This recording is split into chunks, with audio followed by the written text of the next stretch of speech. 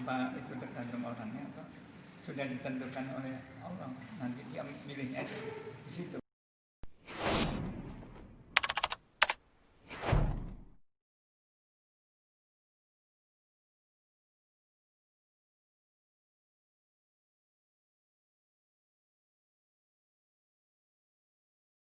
Ya, apa yang kita pelajari pada pagi ini, ya, upaya memperkuat iman.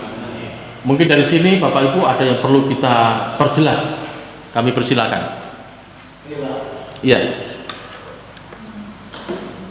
Saya bertanya Mas Ar-Rahman dan Ar-Rahim itu bagi Ar-Rahman itu bagi yang non muslim ya Pak. Jadi meskipun di dalam di sini Ar-Rahman itu non muslim tercantum di situ bahwa Allah juga merahmati seperti itu. Berarti meridai juga ya Pak. Ar-Rahman sifat Allah yang selalu memberikan nikmatnya kepada semua makhluknya tanpa kecuali, apakah mukmin atau kafir, ya, apakah dia bersyukur atau kufur, semua makhluk Allah itu dirahmati oleh Allah. Jangankan manusia, binatang ternak pun mendapatkan rahmat.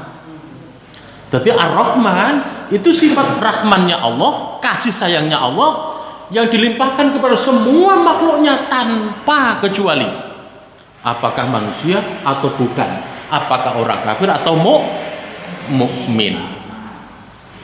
Apakah orang-orang kafir mereka berbuat kekufuran itu karena diizinkan oleh Allah? Allah mengizinkan, Pak, tetapi Allah tidak meridai. Dilihat di dalam surat Al-Kahfi, wa qulil haqqu mir rabbikum faman syaa'a falyu'min wa man syaa'a falyakfur. Katakan kebenaran itu dari Tuhanmu, siapa yang ingin mukmin silahkan, siapa yang ingin kafir silahkan. Jadi orang berbuat kekufuran, menjadi orang mukmin, menjadi orang kafir, itu pilihan. Allah mengizinkan, tetapi Allah tidak meridai. Karena apa? Allah itu meridai orang-orang yang beriman. Makanya Allah turunkan wahyu. Allah selalu memerintahkan manusia untuk berbuat baik. Allah selalu melarang manusia untuk berbuat tidak baik. Ya, jadi ada yang baik, ada yang buruk, pilih mana.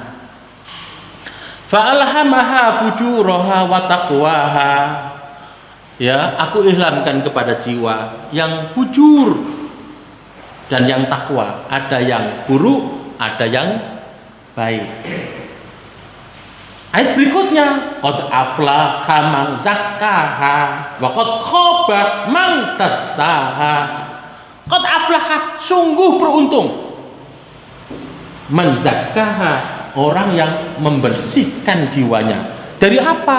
Dari perbuatan-perbuatan maksiat. Wa qad khaba man dassaha, dan sungguh merugi, bangkrut orang yang mengotori dirinya. Nah, jadi hidup ini pilihan. Mau berbuat baik ya silakan, mau berbuat buruk ya silakan, tapi besok di akhirat konsekuensi ditanggung penumpang. Nah ini, hadir dalam kehidupan dunia, pilihan kita itu diserahkan kepada kita, tapi pilihan itu besok ada konsekuensi. Jadi orang berbuat baik pilihannya sendiri, berbuat buruk pilihannya sendiri. Allah mengizinkan, tapi Allah tidak meridhoi berbuat buruk. Kafir, munafik, zalim, syirik, bid'ah, khurafat, takhayul itu dilarang oleh Allah. Ya Allah perintahkan berbuat iman, berbuat baik, sedekah, sholat, puasa dan sebagainya. Itu yang diperintahkan oleh Allah. Ini. Ya, silakan Pak. Begitu ada orang yang memilih, ada pilihan, tapi ada skenario Allah itu gimana orang ini nanti milihnya ini apa itu tergantung orangnya atau sudah ditentukan oleh Allah nanti dia pilihnya di situ. Ketika orang menjadi kafir, ketika orang menjadi mukmin, apakah merupakan skenario Allah? Memang kehidupan ini adalah skenario Allah. Tapi orang menjadi kafir tidak boleh menyalahkan Allah. Karena apa? Yang pertama, Allah berikan akal. Akal ini untuk membuat manusia mampu mempertimbangkan mana yang baik, mana yang buruk. Akal tidak bisa mengantarkan pemiliknya kepada kebenaran. Karena itu Allah turunkan wahyu sebagai pemandu manusia untuk melihat dunia ini. Wahyu Allah. Wahyu menjelaskan kepada kita ini yang benar, ini yang salah. Kalau kamu milih yang benar, akibatnya begini. Ketika kamu milih yang salah, akibatnya begini. Sudah dikasih panduan, tapi orang tidak tidak mengikuti panduan tadi. Kira-kira Bapak Ibu, yang disalahkan itu yang membuat hidup atau manusia sendiri?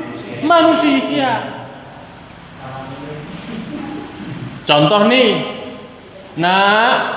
ada orang tua bilang sama anaknya, ya jalan raya, mobil itu banyak. Kamu lewatnya di tepi, jangan di tengah. Tapi anaknya milih tengah, tabrak.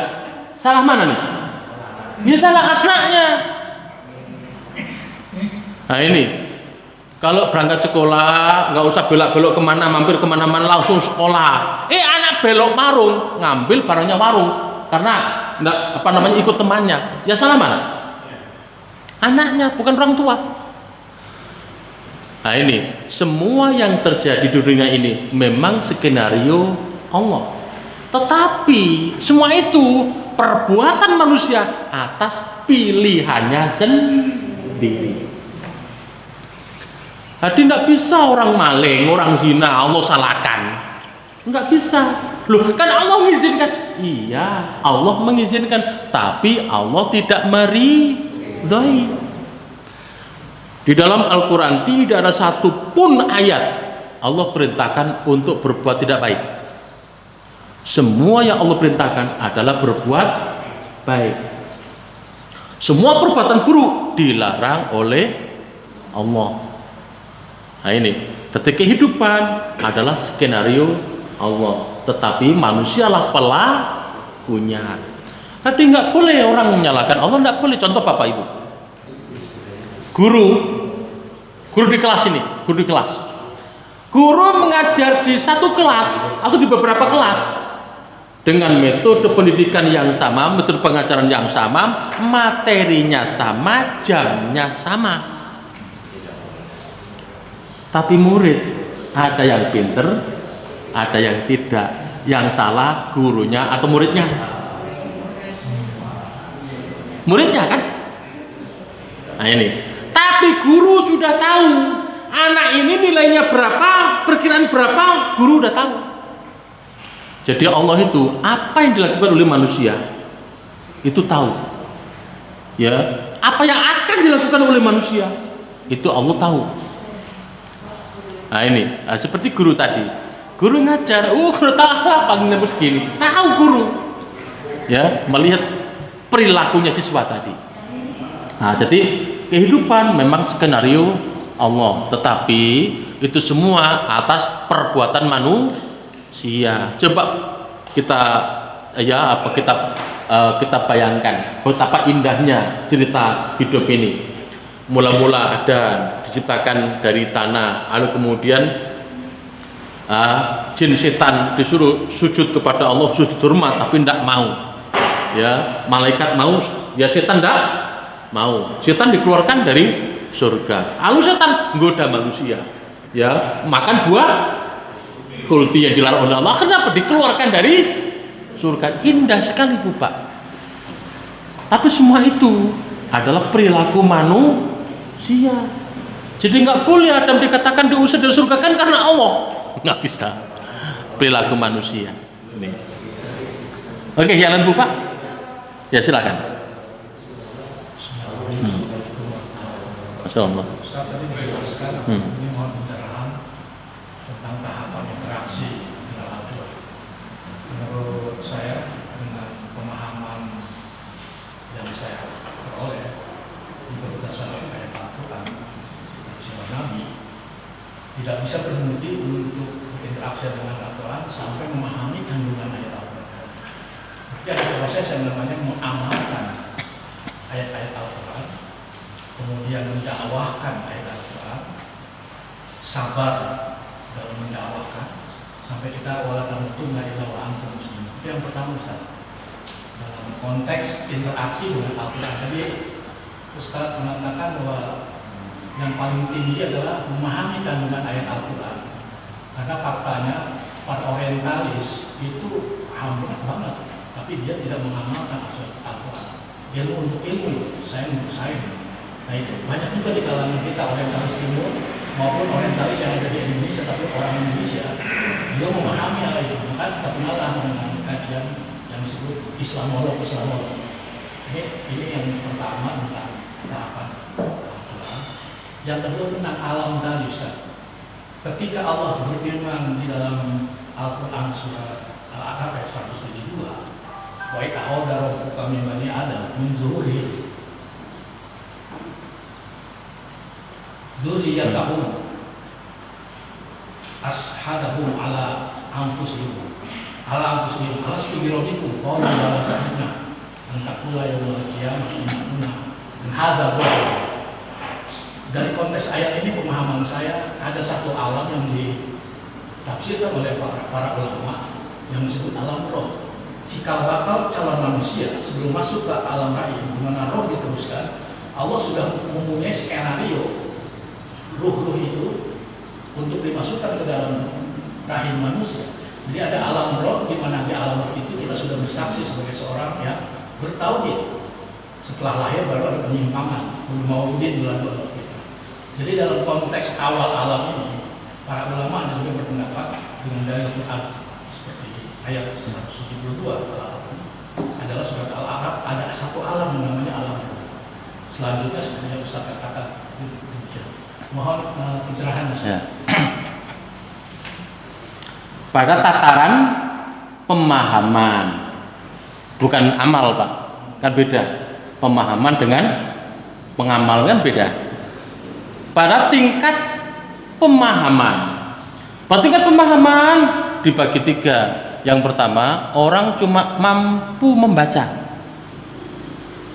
Ini kebanyakan ya yang ada di negara kita, orang cuma bisa membaca saja, maknanya nggak tahu. Nah, tapi itu udah lebih baik, ya itu udah bagus. Karena dalam hadis Nabi yang pernah kita jelaskan makalah yang lalu, ya orang yang membaca satu huruf akan dilipat gandakan menjadi 10 kali lipat, bahkan lebih daripada itu. Kemudian ada orang membaca tapi tahu maknanya. Nah ini kalau ngerti, pernah belajar bahasa Arab, pernah masuk pesantren, itu bisa baca Quran, terus tahu maknanya. Artinya apa? Dzalikal kitabu utawi iku kitab la raiba fi, ya ora ana keraguan, hudan dadi petunjuk lil muttaqin kanggo ning wong-wong sing takwa dan seterusnya. Tingkat yang kedua. Lah, tingkat yang ketiga ini para mufassir. Ya kelasnya Buya Hamka, kelasnya Pak Qurasyihab dan lain-lain. Jadi mereka bukan hanya mampu membaca, mampu memberikan makna, tapi mampu mengungkap kandungannya. Mereka inilah orang-orang yang mentadabburi Al-Quran. Jadi kata tadabbur itu nggak gampang diucapkan orang. Bagaimana orang memikirkan kandungan Quran, membaca aja nggak tahu maknanya. Jadi membaca, tahu artinya, mengerti kandungannya. Nah ini, misalnya kita baca tafsir Buya Hamka, tafsir Al-Azhar. Bagaimana, seperti apa Buya Hamka itu mengungkap kandungan tafsir itu dengan gambar yang sangat indah sekali. Nah, walaupun para ahli tafsir itu tidak semua sama, masing-masing berbeda dalam menafsir itu. Seperti Buya Hamka, tafsir ala Indonesia, ya, dengan tafsir logika, kemudian campur tafsir bil maksur. Ayat ditafsiri ayat yang lain, ayat ditafsiri hadis, juga ayat dijelaskan dengan logika. Tafsir Al-Kasyaf, ya, Zamakhsyari, ya, kebanyakan adalah tafsir logika. Tafsir Ibnu Katsir, tafsir bil maksur, kebanyakan ayat dijelaskan ayat yang lain, ayat dijelaskan hadis. Tafsir Fidul Quran lebih menekankan kepada akidah. Tafsir Al-Marughi mirip kayak Buya Hamka, tafsir bil maksur dicampur dengan tafsir logika. Tafsirnya Pak Quraish Shihab, yaitu namanya tafsir bil muqaranah, tafsir komparasi. Jadi Pak Quraish Shihab menafsirkan satu ayat, lalu dijelaskan dari banyak tafsir. Ulama ini begini, ulama ini begini, ulama ini begini. Jadi kalau baca tafsirnya Pak Quraish Shihab, itu seperti membaca banyak tafsir. Ini bukan kelasnya semua orang, hanya orang-orang tertentu yang memiliki kedalaman ilmu. Makanya tadabbur Quran itu nggak gampang diucapkan orang. Kalau cuma tingkatannya cuma bisa baca, bagaimana tadabburi, nggak bisa. Lah kemudian tentu di sini Quran juga bukan sekedar dibaca, dipahami, didalami, tapi mestinya diamalkan. Bapak Ibu yang dirahmati oleh Allah, tadi sudah saya jelaskan di awal tadi. Jadi dalam pandangan Islam, science is not only science but also value. Ya, dalam pandangan Islam, ilmu bukan sekedar ilmu, tapi juga nilai. Dalam pandangan Islam, ilmu harus mengantarkan kepada iman. Pernah jelaskan dalam makalah saya yang lalu. Jadi Allah perintahkan ada 2 ayat. Yang pertama kita diperintahkan belajar, baru kemudian iman. Ada yang diperintahkan iman kemudian belajar. Ada 2 ayat yang berbeda tapi intinya sama. Jadi ada orang yang beriman kepada Quran dan iman mengantarkan kepada mempelajari Al-Quran. Ada orang yang imannya itu muncul dari pemahaman Al-Quran. Ini terjadi pada orang. Contoh, orang-orang Kristen, pastor-pastor yang masuk Islam dari mana, Bu? Iman atau belajar dulu? Belajar dulu. Dan ilmu mereka mengantarkan kepada iman. Ada yang kita iman dulu baru belajar. Ini kebanyakan orang Muslim karena turunan. Ya kan? Turunan. Lah, kalau Barat beda lagi. Science is only science. Science semata-mata science. Ingat, ya, karena filosofi orang Barat ini timbul karena trauma doktrin gereja. Pada waktu itu siapapun yang bertolak belakang dengan doktrin gereja, mereka akan dimusuhi, banyak yang mati, ya, mati dibakar, mati dicincang, mati dan lain sebagainya. Kita lihat sejarah ini Kristen. Makanya karena trauma doktrin gereja tadi, di mana doktrin gereja, kekuasaan gereja itu menguasai semua sektor kehidupan, sampai orang yang berilmu pun dimusuhi. Coba misalnya orang yang penemu dunia, bulan, siapa Bu Pak? Mati kenapa itu? Mati kan? Di orang Barat kalau kepengen maju tinggalkan agama. Itu kalau orang Barat. kepengen maju, amalkan agama. Karena agama kita inilah yang memerintahkan kita untuk maju di segala bidang. Nenek-nenek moyang kita dulu, Ibnu Taimiyah, Ibnu Sina, Ibnu Khaldun, dan Dedek Bengek, itu semuanya Muslim. Nah ini, jadi makanya orang Barat itu ya ilmu cenderung menjauh dari agama. Makanya orang Barat kebanyakan sekuler. Lah orang Muslim tidak. Karena memang berangkat dari perintah Allah. Iqra bismi rabbikal ladzi khalaq. Bacalah dengan nama Tuhanmu yang Maha menciptakan. Artinya apa? Ketika kita belajar itu jangan dilepaskan dari nilai-nilai kebenaran Tuhan. Beda. Ini lah, bagaimana kan di Barat itu kan banyak orang belajar tentang Islam pinter. Lah iya, memang dia berangkat dari awal belajar ini memang sekedar science is only science. Ilmu semata-mata untuk ilmu, bukan ilmu mengantarkan kepada kebenaran. Coba Bapak Ibu, ada namanya indeks hadis, namanya kitab Al-Mu'jam Al-Mufahros. Itu kira-kira kitabnya tak depan ini nggak cukup depan saya. Indeks hadis. Jadi indeks hadis berapa puluh ribu hadis itu tercantum di situ semuanya. Siapa yang membuat? Orang kafir. Kamus Al-Munjid, siapa yang membuat? Louis Makluf, orang kafir. Kamus Al-Munjid, kamus Arab pertama kali ditulis oleh Louis Makluf, dia orang kafir. Nah ini, itu nyata Bu Pak, yang nyata. Mengapa demikian? Karena orang-orang kafir itu memang belajar, sungguh-sungguh belajar, tapi semata-mata untuk belajar, ilmu untuk ilmu. Jadi bukan ilmu untuk kebenaran dirinya, ya, untuk kebaikan dirinya, enggak, semata-mata ilmu. Dan ini banyak sekali.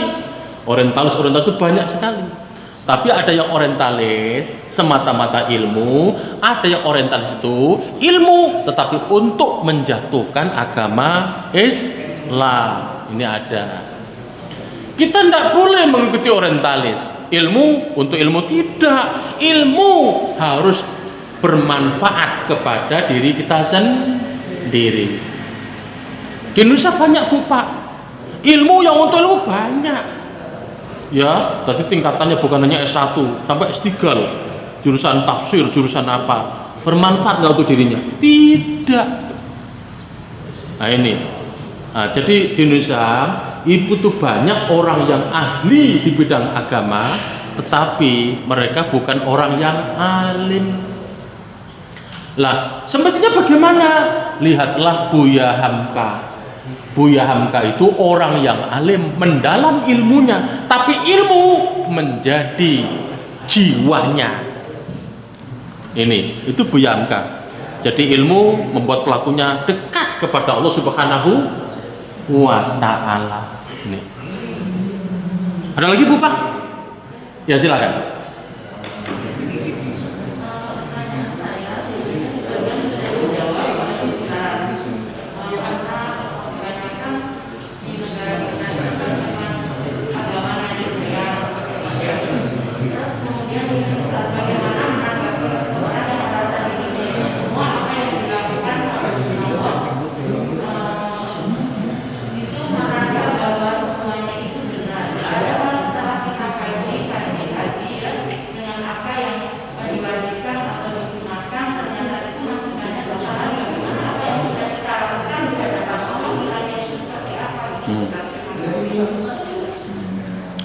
Bapak Ibu rahimahumullah, ya, kebenaran itu ukurannya bukan akal.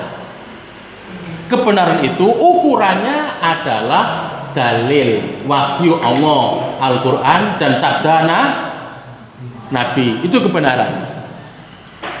Jadi akal kita ya hanya untuk mencerna ya kebenaran itu. Nah, jadi kita tidak boleh membenarkan semua hasil olah akal pikiran. Akal tidak bisa mengantarkan manusia kepada kebenaran. Contoh, semua orang yang lahir itu dibekali oleh Allah dengan kecenderungan. Ya, apa itu kecenderungan baik, kecenderungan buruk seperti Bapak tadi sebutkan tadi. Jadi di alam ruh. Alam ruh itu di mana? Ini enggak jelas, itu makhluk gaib. Ya, alam gaib itu termasuk ayat mutasyabihat yang tidak bisa dijelaskan dengan akal. Apakah di alam ruh, apa di alam rahim? Yang jelas itu alam ruh. Kalau saya mengatakan alam ruh itu alam rahim. Karena Allah tidak menyebutkan, Nabi tidak menyebutkan alam ruh, ya alam ruh nggak menyebutkan, tapi ke rahim disebutkan. Jadi ketika manusia di dalam rahim itu Allah sudah ikatan janji dengan ruh itu ya untuk menerima agama Islam. Nah, ketika manusia itu lahir, kecenderungan ini akan muncul. Ya, muncul. Cuma kemudian kecenderungan untuk bertuhan ini ya, karena tidak dibimbing oleh wahyu, maka orang itu terkadang kecenderungannya ditumpahkan kepada hal-hal yang ia kagumi. Makanya ada orang yang menuhankan gunung, menuhankan laut, menuhankan matahari, bulan, bintang dan lain-lain. Karena apa? Belum terbimbing oleh wahyu. Contoh Nabi Ibrahim. Nabi Ibrahim ketika kecil melihat bintang, oh ini Tuhan kamu. Itu tenggelam. Wah, nggak mungkin Tuhan tenggelam. Sampai kemudian Allah turunkan wahyu. Jadi akal tidak bisa menjadi patokan kebenaran. Akal manusia tidak berfungsi untuk menjadi pusat kebenaran. Kebenaran itu ya adalah wahyu Al-Quran dan Sunnah. Akal ini hanya untuk memikirkan kebenaran itu tadi, menganalisa kebenaran, mengantarkan manusia menuju kepada kebenaran yang hakiki. Ini karena itu orang tidak boleh menuhankan akal. Akal kita harus mengikuti wahyu, bukan wahyu mengikuti akal kita. Kalau orang liberal ya, mereka menginginkan wahyu mengikuti akal. Karena itu seringkali mereka itu mengatakan Islam itu yang baik adalah Islam yang tidak kafah. Islam itu harus disesuaikan dengan konteks kehidupan. Karena itu bisa dirubah-rubah. Kata Ulama Abdallah, semua ayat yang tidak konteks dengan kehidupan harus dihapus. Nah, kemudian mereka tidak boleh lagi orang mengatakan kafir, dolim, musyrik, munafik. Itu nggak boleh. Itu nggak sesuai dengan zaman lagi. Nah, kata mereka seperti itu. Nah, jadi orang mengatakan benar atau salah, jangan patokannya akal, tapi patokannya wahyu. Saya sering juga ditanya oleh jamaah itu, ketika saya menjelaskan, Bapak Ibu, sunnah Nabi mengatakan bahwa salat lail atau qiyam Ramadan itu Nabi tidak pernah lebih dari 11 rakaat atau ditambah 2, yaitu salat sunnah 2 rakaat iftitahiyah pembuka ya, sehingga menjadi 13 rakaat. Apa jawaban jamaah? Pak Ustadz, kan lebih baik kan 23. Tentu yang lebih banyak ada lebih baik. Iya, Itu kalau akal kita mengatakan begitu. Tapi kebenaran bukan akal. Kebenaran adalah wahyu. Paham Bu Pak? Karena itu Nabi ketika Haji Wada mengatakan, aku tinggalkan kepada kalian 2 perkara. Selama berpegang teguh pada 2 perkara ini, selamat untuk selama-lamanya Al-Quran dan Sunnah Nabi. Semua hasil pikiran itu kebenarannya relatif. Tafsir misalnya, ayat yang ditafsir kebenarannya mutlak. Tafsir olah pikiran manusia kebenarannya relatif. Al-Quran teksnya kebenaran mutlak. Maknanya hasil olah pikiran manusia kebenarannya relatif. Contoh Bapak Ibu terjemahan kata-kata roh. Ya, qul a'udzu birabbin nas. Katakan aku berlindung kepada, diartikan Tuhan manusia. Padahal roh itu maknanya bukan Tuhan. Roh itu maknanya banyak. Ya, zat yang menciptakan, memberikan rezeki, merawat, menyembuhkan, menumbuhkan, sampai menghidupkan dan mematikan, itu namanya roh. Belum ada istilah bahasa Indonesia yang mampu menerjemah kata roh. Karena itu semestinya roh harus dikembalikan kepada kata aslinya. Aku katakanlah, aku berlindung kepada roh manusia. Paham Bu Pak? Jadi Al-Quran teks kebenaran mutlak, maknanya kebenaran relatif. Teksnya kebenaran mutlak, tafsir olah pikiran manusia kebenaran relatif. Karena itu kita tidak boleh memutlakan kebenaran akal. Itulah Bapak Ibu. Makanya terkadang orang itu seringkali memutlakan kebenaran pendapat, sehingga apa? Seolah-olah pendapat itu mutlak, Al-Quran menjadi nomor 2. Contoh misalnya, ada kelompok yang selalu menggunakan pendapat Ibnu Taimiyah, seolah-olah ya pendapat Ibnu Taimiyah adalah kebenaran. Padahal tidak.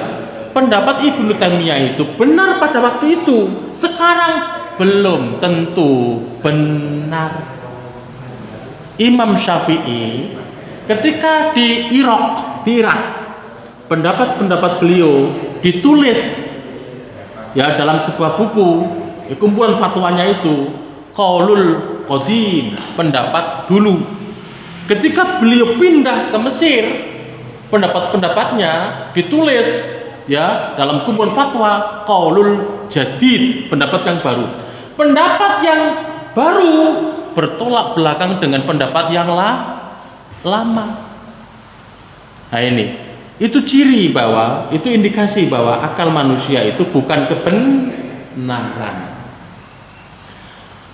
Juga Bapak Ibu, itulah kajian kita pada pagi hari ini. Mudah-mudahan ada manfaatnya. Walhamdulillahirabbil alamin. Assalamualaikum warahmatullahi wabarakatuh.